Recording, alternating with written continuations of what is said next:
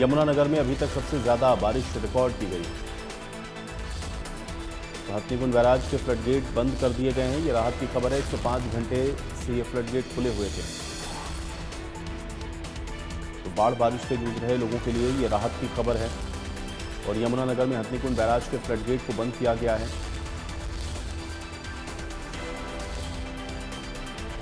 और करीब 105 घंटे से आपको बता दें कि फ्लड गेट खुले हुए थे। यमुनानगर में अभी तक सबसे ज़्यादा बारिश हुई है। करीब 105 घंटे ये फ्लड गेट खुले रहे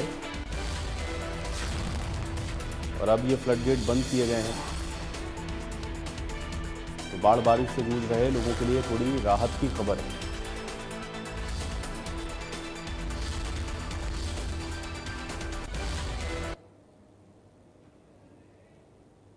तो फ्लड गेट को बंद कर दिया गया है।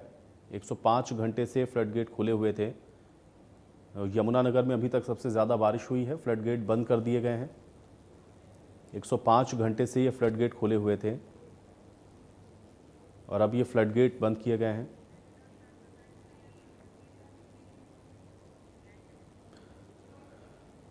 और देवीदास शारदा हमारे साथ जुड़ रहे हैं जानकारी के साथ। देवीदास शारदा, अभी फिलहाल क्या अपडेट है? फ्लड गेट को बंद किया गया है।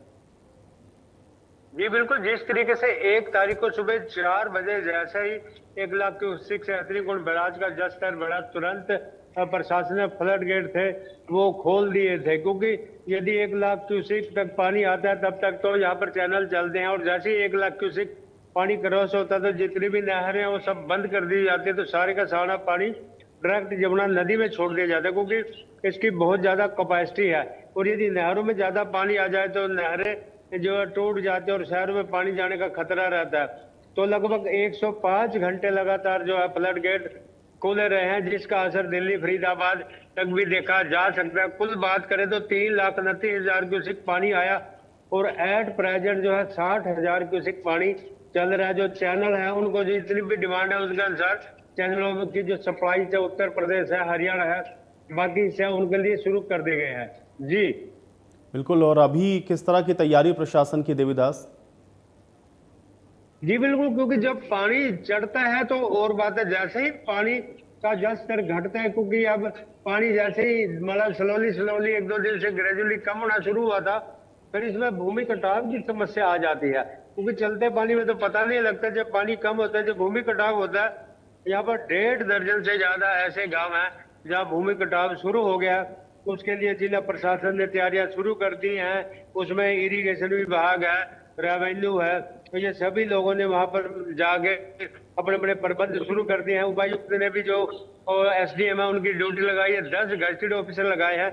जितने भी यमुना के किनारे किनारे के गांव है, 300 जगह ऐसे पॉइंट है जहां पर जो सरकारी ड्यूटियां लगा दी गई हैं। क्योंकि जहाँ भी भूमि कटाव की बात आती है, अब जैसे खास करके जो भूमि कटाव की बात करें तो उसमें टापू कमालपुर है, वो आबादी से 1.5 किलोमीटर के करीब रह गया है, 1.5 जो है किले के करीब रह गया है। और इसके अलावा पोबारी है और कलेसर है। इन सभी जगह का उपायुक्त पार्थ गुप्ता ने दौरा भी किया। तहसील किशन रविशंकर मित्तल साथ रहे, एससी के साथ साथ जो एसपी यमुनानगर भी इस साथ रहे, किसी की तरह कोई दिक्कत ना हो इन सभी इंतजाम को। कि अब ज्यादा जो सतर्क रहने की जरूरत है। पानी जब आता है तो अलग समस्या होती है कि कहीं ब्रीच ना हो जाए, कहीं आबादी में पानी ना चला जाए, लेकिन जिला प्रशासन की जैसे मुस्तैदी रही है, आबादी में तो पानी नहीं गया है। कुछ जगह जो सड़क क्रॉस करके खेतों में जरूर गया है। और इसके अलावा क्योंकि अब जैसे 1.5 दर्जन के करीब जो जगह है वहां पर भूमि कटाव शुरू हो गया, ताकि आबादी तक भूमि कटाव ना जाए, उसको रोकने के लिए सरकार ने पुख्ता प्रबंध शुरू कर दिए हैं। जी बिल्कुल। और किसानों को कितना नुकसान हुआ है, थोड़ा इसको भी अपडेट कर दें।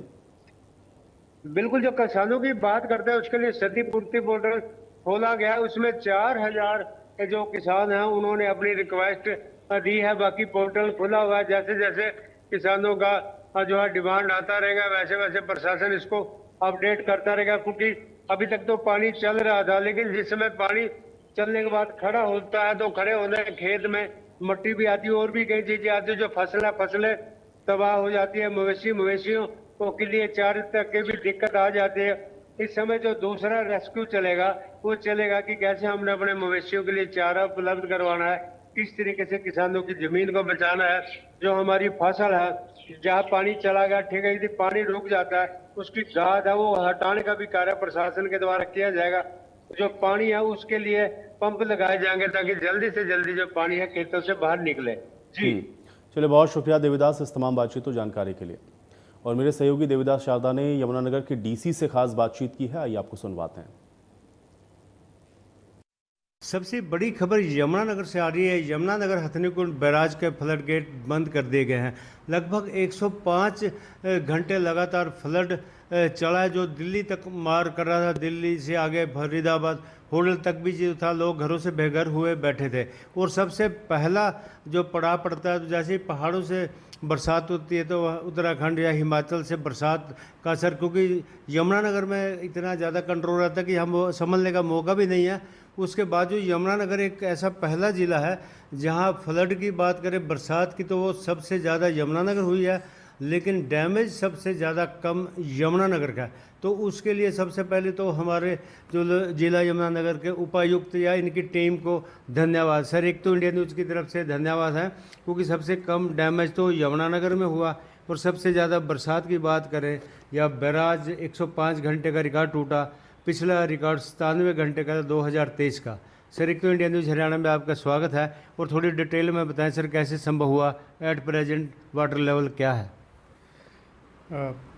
देखिए, पिछले 4-5 दिन से लगातार जो है यमुना नदी में जो है बाढ़ की स्थिति बनी हुई थी, और एक समय जो है पीक डिस्चार्ज करीबन 3.5 लाख क्यूसेक का हथनीकुंड बैराज से हो रहा था। उसको देखते हुए जी हमारा पूरा जो प्रशासनिक अमला है वो निरंतर जो है फील्ड में मौजूद रहा।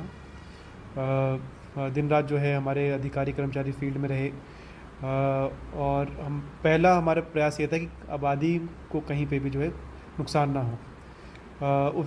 इस प्रयास के चलते हुए जो है आबादी जो है कहीं पर भी जो है आबादी में कोई नुकसान जो है नहीं हुआ।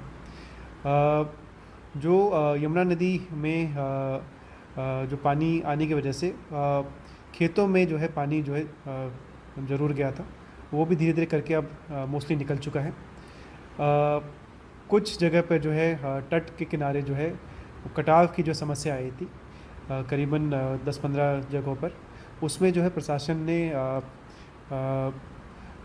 लोगों के साथ मिलकर जो है वहाँ पर मिट्टी के कट्टे जो है उपलब्ध करवाए, मशीनें जो उपलब्ध करवाई, और जो अगर क्रेट वगैरह जो लगवाने थे वहाँ पे वो सारा कुछ है, वुडन क्रेट वगैरह सारा कुछ जो है उपलब्ध करवाया गया। बेसिकली प्रयास ये था कि जो कटाव जो है उसको कंटेन किया जा सके, ताकि वो जो बाकी आसपास के खेत या फिर आबादी तक को नुकसान ना पहुँचाए। और जैसे अगर मैं बात करूँ तो टापू कमालपुर में जो है करीबन 150 लेबर जो है वो निरंतर काम कर रही है पिछले कुछ दिनों से। मशीनें जो है 4-5 मशीनें जो है वो भी जो है सिंचाई विभाग के द्वारा वहाँ लगाई गई, और करीबन 30,000 से ज़्यादा कट्टे जो है वहाँ पर जो है लगाए गए थे। इसी तरह विभिन्न गाँवों में यमुना तट के लॉन्ग जो है जहाँ कटाव था वहाँ पर ये प्रयास किए गए। और एहतियातन तौर पर जो है स्कूलों में जो हमने छुट्टी कर दी थी। बाकी खाने के लिए अगर ज़रूरत पड़ी तो उसकी हमने तैयारी कर ली थी, और चारे को लेकर भी जो है जैसे माननीय मुख्यमंत्री जी के और हरियाणा सरकार के निर्देश थे, उसके लिए भी हमने जो है तैयारी कर ली थी। और अब जो है आज की अगर बात करूँ तो डिस्चार्ज जो है हथनीकुंड बैराज में वो करीबन 75,000 क्यूसेक का चल रहा है, जो कि डेंजर मार्क से काफ़ी नीचे है। और पर फिर भी हम लोग निरंतर जो है स्थिति पर नज़र बनाए हुए हैं, और हमने जो है जिला यमुनानगर में कंट्रोल रूम स्थापित किया, जिसमें हमारे ऑपरेटर्स जो करीबन 300 गाँव में जो है गाँव में जो मौजूद लोग थे उनसे जो है सुबह 6 बजे से रात में 9 बजे तक संपर्क में थे, और किसी तरह की कोई हमें सूचना प्राप्त होती थी कहीं से, तो हमारा ये प्रयास होता था कि हम एकदम से उसका निवारण करें। इसमें सर जिस तरीके से, क्योंकि अभी भी कुछ खेतों में पानी भरा है, क्षतिपूर्ति पोर्टल पे कितने लोगों ने आवेदन किया है, या कब तक संभावना है जो पानी है वो निकल जाएगा खेतों से सर? देखिए, जो हरियाणा सरकार ने जो है क्षतिपूर्ति पोर्टल जो है वो खोल दिया है, और यमुनानगर ज़िले में लगभग सभी गांव जो है इस पोर्टल पे चढ़ा दिए गए हैं। कल तक करीबन 4,000 एकड़ जो है वो किसानों के द्वारा रजिस्टर कराया गया था क्षति पूर्ति के लिए, और इसमें आगे जो प्रक्रिया होगी वो अमल में लाई जाएगी। और साथ ही साथ और भी अगर किसी तरह का मुआवजा बनता है वो भी टाइमली मैनर में वो लोगों को पहुंचा दिया जाएगा। इसमें सर जो आपका टीम वर्क रहा, इसमें एसडीएम अधिकारी या कितने अधिकारी स्टेशन रहे और कैसे संभव हो पाया ऐसे कंट्रोलिंग जो ज़बरदस्त कंट्रोलिंग रही है? देखिए हमारे जो एसडीएम थे वो सभी अपनी टीमों के साथ दिन रात जो है फील्ड में ही थे। और इसके अलावा करीबन 40 गांव पड़ते हैं जो यमुना के अलॉन्ग पड़ते हैं। उनमें हमने 10 अधिकारी परमानेंटली स्टेशन कर दिए थे ताकि वो स्थिति पर निरंतर नज़र रखें और अगर कोई भी किसी प्रकार की आवश्यकता होती है तो हमें सूचित करें। प्रयास ये था कि कोई भी अगर रिलीफ एक्टिविटी या मेजर लिया जो हमें लेना चाहिए उसमें टाइम डिले जो है मिनिमम हो, इसलिए ये सब व्यवस्थाएं करी गई थी।